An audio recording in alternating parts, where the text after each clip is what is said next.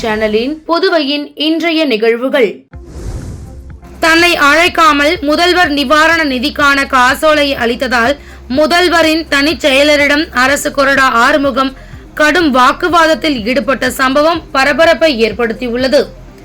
புதுச்சேரி இந்திரா நகர் தொகுதியில் என்ஆர் காங்கிரஸ் சார்பில் போட்டியிட்டு வென்ற ஏகேடி ஆறுமுகம் அரசு கொறடாவாகவும் உள்ளார். இந்திரா நகர் தொகுதியில் இருந்து ஏராளமானோர் முதல்வர் நிவாரண நிதிக்கு விண்ணப்பித்திருந்தனர். அதன்படி பயனாளிகளுக்கான காசோலைகளை முதல்வரின் தனிச் செயலர் அமுதன் நேரடியாக வழங்கியதாக கூறப்படுகிறது.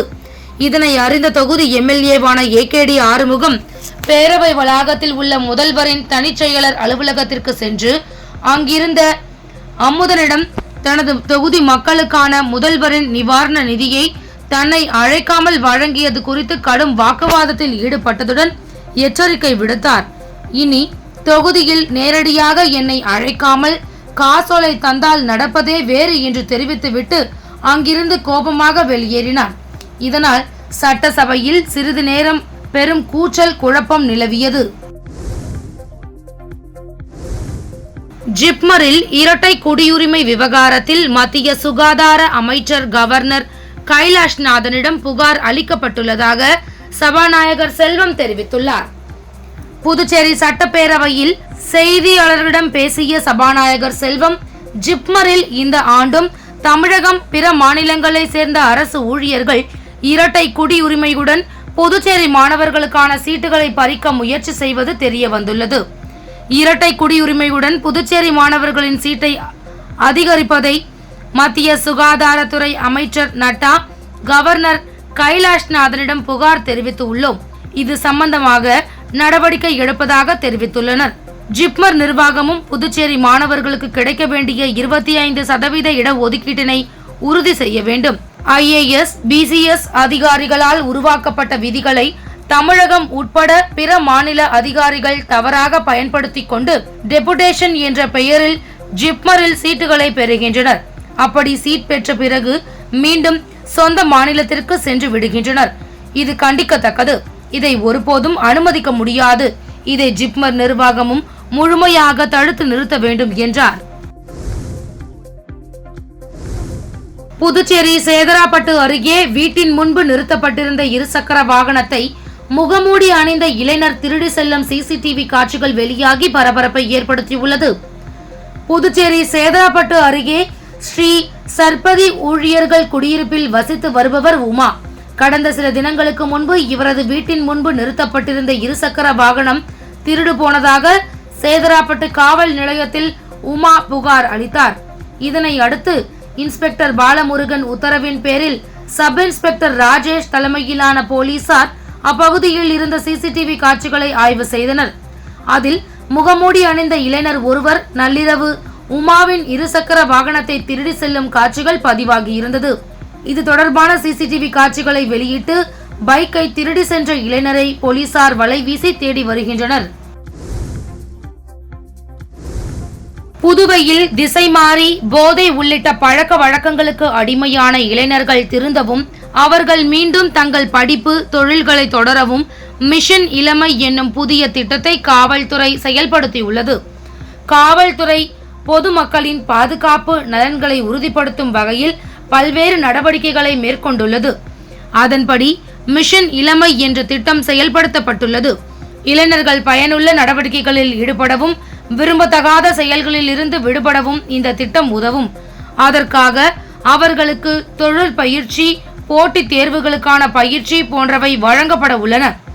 அந்த திட்டத்தில் வேலையில்லாத இளைஞர்கள், திறமையுள்ள விளையாட்டு வீரர்கள், பள்ளி படிப்பை பாதியில் நிறுத்தியவர்கள் அடையாளம் காணப்பட்டு அவர்கள் தங்களது பழைய நிலையை தொடர உதவும் நடவடிக்கை மேற்கொள்ளப்படும்.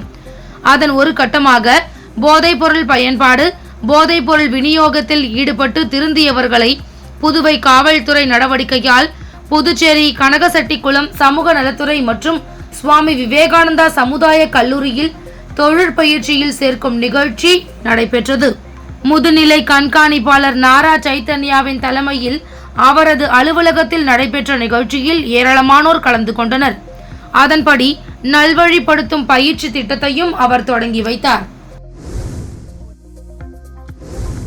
புதுச்சேரி முழுவதும் உள்ள ரவுடிகள் மற்றும் குற்ற பின்னணி உள்ளவர்களின் வீடுகளில் போலீசார் இன்று அதிகாலை திடீர் சோதனையில் ஈடுபட்டதால் பரபரப்பு ஏற்பட்டது. புதுச்சேரியில் குற்ற சம்பவங்களை தடுக்கும் வகையில் போலீசார் பல்வேறு நடவடிக்கைகளை எடுத்து வருகின்றனர். ஆபரேஷன் திரிசூல் என்ற பெயரில் குற்றப்பதிவேடு ரவுடிகளின் நடவடிக்கைகள் கண்காணிக்கப்பட்டு வருகிறது. இந்நிலையில் இன்று அதிகாலை புதுச்சேரி முழுவதும் உள்ள ரவுடிகள் மற்றும் குற்ற பின்னணி உள்ளவர்களின் வீடுகளில் போலீசார் அதிரடியாக சோதனை செய்தனர். குறிப்பாக ஊருக்குள் நுழைய தடை செய்யப்பட்ட ரவுடிகள் மற்றும் பயங்கர ஆயுதங்கள், வெடிகுண்டு, கஞ்சா உள்ளிட்ட போதைப் பொருட்கள் ஏதேனும் பதுக்கி வைக்கப்பட்டுள்ளதா என்பதை குறித்து தீவிர சோதனை மேற்கொண்டனர்.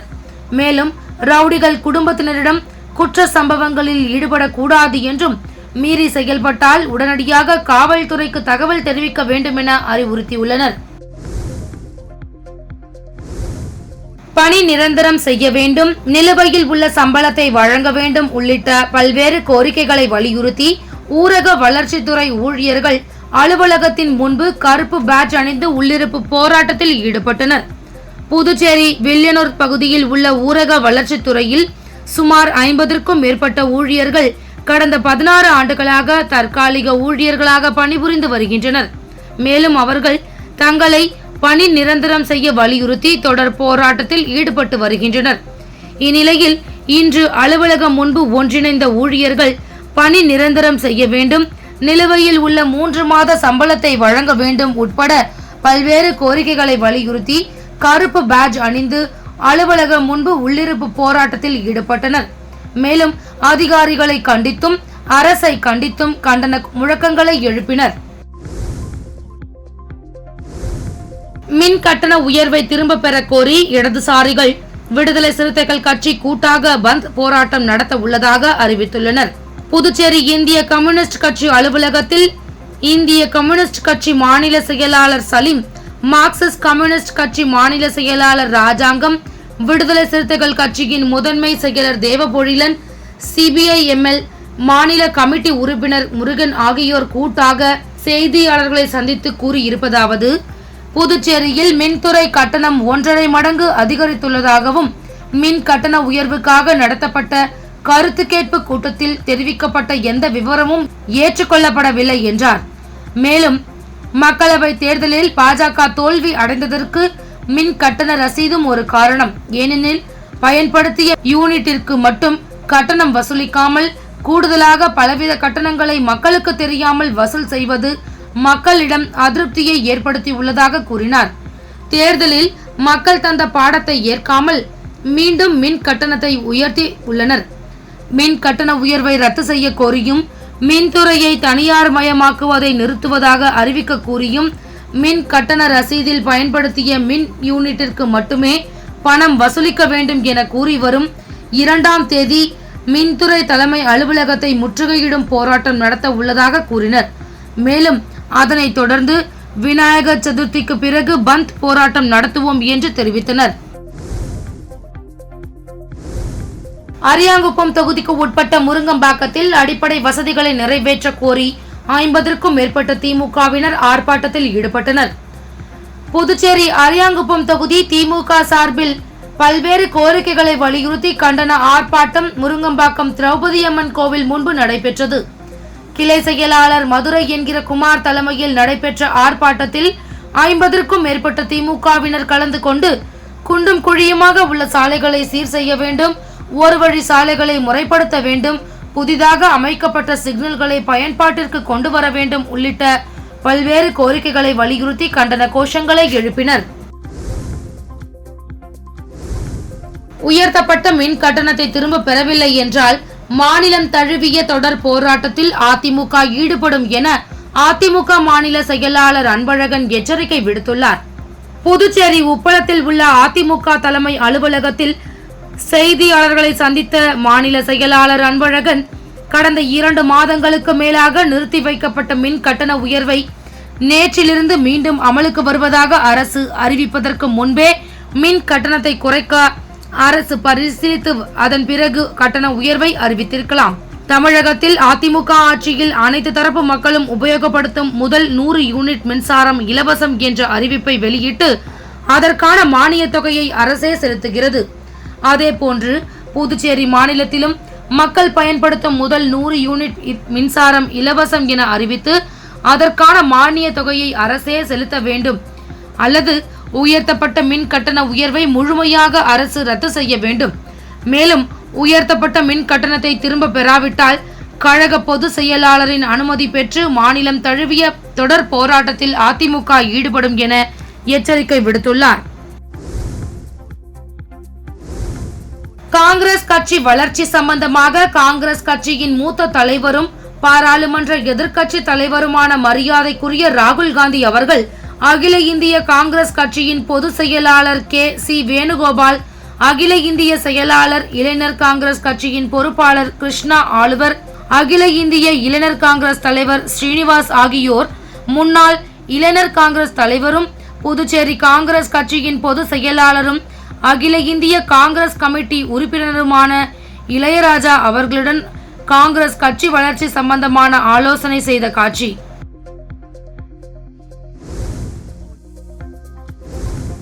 இன்று அன்னை சிவகாமி மேல்நிலைப் பள்ளியில் நாட்டு நலப்பணி திட்டத்தின் சார்பில் அரசு பொது மருத்துவமனையுடன் இணைந்து மாணவர்களுக்கு போதை தடுப்பு, மன அழுத்தம் மற்றும் தற்கொலை தடுப்பு பற்றிய விழிப்புணர்வு நிகழ்ச்சி நடைபெற்றது. இதில் பள்ளி முதல்வர் திருமதி எழில் கல்பனா அவர்கள் நிகழ்ச்சியை தொடக்கி நோக்க உரையாற்றினார். அரசு பொது மருத்துவமனையின் மனநல மருத்துவர் திரு அரவிந்தன் மாணவர்களுக்கு மனநலம் மற்றும் போதை விழிப்புணர்வு பற்றி எடுத்துரைத்தார். அரசு பொது மருத்துவமனையின் உளவியல் ஆலோசகர் திரு ராஜா மாணவிகளுக்கு மன அழுத்தம் குறித்து விவரித்தார் மற்றும் அரசு பொது சுகாதாரத்துறை செவிலியர்கள் மற்றும் ஆலோசகர் ராதிகா பங்கு பெற்று மாணவிகளுக்கு விழிப்புணர்வு ஏற்படுத்தினார். இதற்கான ஏற்பாட்டினை நாட்டு நலப்பணி திட்ட அலுவலர் திருமதி தெய்வகுமாரி மற்றும் அன்புமொழி ஆகியோர் செய்திருந்தனர். இதில் நாட்டு நலப்பணி திட்ட மாணவிகள் மற்றும் அனைத்து மாணவிகளும் பங்கு பெற்று பயனடைந்தனர். பாகூர் கொம்யூன் பஞ்சாயத்திற்குட்பட்ட கிராமங்களில் குடிநீர் வரி செலுத்தாத இணைப்புகளை துண்டித்த அதிகாரிகளுடன் பொதுமக்கள் கடும் வாக்குவாதத்தில் ஈடுபட்டனர். பாகூர் கொம்யூன் பஞ்சாயத்திற்குட்பட்ட கிராமங்களில் குடிநீர் வரி பாக்கி வைத்துள்ளவர்கள் வரி பாக்கியை செலுத்திட வேண்டும், இல்லையெனில் குடிநீர் இணைப்பு துண்டிக்கப்படும் என ஆணையர் ரமேஷ் எச்சரிக்கை விடுத்திருந்தார். இந்நிலையில் ஆணையர் ரமேஷ் உத்தரவின் பேரில் வருவாய் ஆய்வாளர் முகமது கபீர் தலைமையிலான ஊழியர்கள் வண்ணாங்குளம் கிராமத்தில் வரி பாக்கி வைத்துள்ளவர்களின் குடிநீர் இணைப்புகள் அதிரடியாக துண்டித்தனர். இதனால் ஆத்திரமடைந்த கிராம மக்கள், நாங்கள் தினக்கூலி வேலை செய்யும் அன்றாட காட்சிகள், தொழில் நிறுவனங்கள் வசம் பல லட்சம் ரூபாய் வரி பாக்கி இருக்கிறது, அவர்களிடம் இந்த அளவிற்கு கெடுபிடி காட்டவில்லை, எங்களை போன்ற அன்றாட காட்சிகளிடம் கடுமையாக நடந்து கொள்கிறீர்கள், குடிநீர் வரியை செலுத்துகிறோம், கால அவகாசம் கேட்டும் அளிக்காமல் இணைப்புகளை துண்டிப்பது சரியா என கேட்டு அதிகாரிகளிடம் வாக்குவாதத்தில் ஈடுபட்டனர். இதனால் அப்பகுதியில் பரபரப்பு ஏற்பட்டது. அரசு பள்ளி மாணவ மாணவிகளுக்கு இலவச மிதிவண்டி மற்றும் ரெயின்கோட் சட்டமன்ற உறுப்பினர் அனிபால் கென்னடி அவர்கள் வழங்கினார். புதுவை அரசால் மாணவ மாணவிகளுக்கு கர்ம வீரர் காமராஜர் இலவச மிதிவண்டி மற்றும் ரெயின்கோட் திட்டம் பிற்படுத்தப்பட்ட மற்றும் சிறுபான்மையினர் நலத்துறையின் சார்பாக நடத்தப்பட்டு வருகிறது. இதன் ஒரு பகுதியாக செயின்ட் ஆண்டனிஸ் அரசு உதவி பெறும் உயர்நிலை பள்ளியில் படித்து வரும் 10ஆம் வகுப்பு மாணவர்களுக்கு உப்பளம் தொகுதி சட்டமன்ற உறுப்பினர் அனிபால் கென்னடி அவர்கள் நிகழ்ச்சியை துவக்கி வைத்து திட்டத்தின் நோக்கத்தை எடுத்துரைத்து மாணவ மாணவிகளுக்கு இலவச மிதிவண்டி மற்றும் ரெயின்கோட்டினை வழங்கினார். இந்நிகழ்ச்சிக்கான ஏற்பாட்டுகளை பள்ளி தலைமை ஆசிரியர் அருட் சகோதரி கிரேஸ் அவர்கள் சிறப்பாக செய்திருந்தார். மதிகிருஷ்ணபுரம் பட்டாபிராமர் கோவிலில் கோலாஷ்டமியை ஒட்டி நடைபெற்ற உரியடி உற்சவ விழாவில் திரளான பக்தர்கள் கலந்து கொண்டு சாமி தரிசனம் செய்தனர். புதுச்சேரி கடலூர் சாலை மதிகிருஷ்ணாபுரம் கிராமத்தில் பழமை வாய்ந்த பட்டாபிராமர் சுவாமி கோவில் உள்ளது. இக்கோவிலில் கோலாஷ்டமி விழாவையொட்டி நேற்று உரியடி உற்சவம் நடைபெற்றது. இதனையொட்டி காலை 8 மணிக்கு சுவாமிக்கு பால், தயிர், தேன், சந்தனம் உள்ளிட்டவற்றால் விசேஷ திருமஞ்சனம் நடந்தது. தொடர்ந்து இரவு 7 மணிக்கு உரியடி உற்சவம் நடந்தது. இதில் திரளான சிறுவர்கள் பங்கேற்று உரையடித்து மகிழ்ந்தனர். தொடர்ந்து சுவாமி வீதி உலா நடந்தது. இதில் திரளான பக்தர்கள் கலந்து கொண்டு சாமி தரிசனம் செய்தனர். ஏற்பாடுகளை கோவில் நிர்வாகி அதிகாரி சின்னசாமி மற்றும் கிராம மக்கள் செய்திருந்தனர். சென்னை வானிலை ஆய்வு மையம் வெளியிட்டுள்ள அறிவிப்பில் கூறப்பட்டிருப்பதாவது, இன்று காலை மத்திய மற்றும் அதனை ஒட்டிய வடக்கு வங்கக்கடலில் ஒரு காற்றழுத்த தாழ்வு பகுதி உருவாகியுள்ளது. இது மேற்கு வடமேற்கு திசையில் நகர்ந்து நாளை மத்திய மேற்கு மற்றும் அதனை ஒட்டிய பகுதிகளில் ஆழ்ந்த காற்றழுத்த தாழ்வு பகுதியாக நிலவக்கூடும். மேலும் அதற்கடுத்த 2 தினங்களில் மத்திய மேற்கு மற்றும் அதனை ஒட்டிய வடமேற்கு வங்கக்கடல் பகுதிகளில் காற்றழுத்த தாழ்வு மண்டலமாக வலுப்பெற்று வடக்கு ஆந்திரா மற்றும் தெற்கு ஒரிசா கடற்கரையை நோக்கி நகரக்கூடும். 29/8/2024 மற்றும் 30/8/2024 தமிழகத்தில் ஒரு சில இடங்களிலும் புதுவை மற்றும் காரைக்கால் பகுதிகளிலும் இடி மின்னலுடன் கூடிய லேசானது முதல் மிதமான மழை பெய்யக்கூடும். மேலும் வலுவான தரைக்காற்று 30-40 கிலோமீட்டர் வேகத்தில் வீசக்கூடும். 31/8/2024 முதல் 4/9/2024 வரை தமிழகத்தில் ஓரிரு இடங்களிலும் புதுவை மற்றும் காரைக்கால் பகுதிகளிலும் லேசானது முதல் மிதமான மழை பெய்யக்கூடும் என்று கூறப்பட்டுள்ளது. ஜப்பான் நாட்டில் ஷான்ஷான் என்ற சூறாவளி கரையை கடந்துள்ளது. கியூஷு பகுதியில் சூறாவளி கரையை கடந்ததும் கடுமையான மழை பொழிவு ஏற்பட்டது. பலத்த காற்று வீசியது. இதில் சிக்கி இதுவரை 3 பேர் பலியாகி உள்ளனர். பலர் காயமடைந்துள்ளனர்.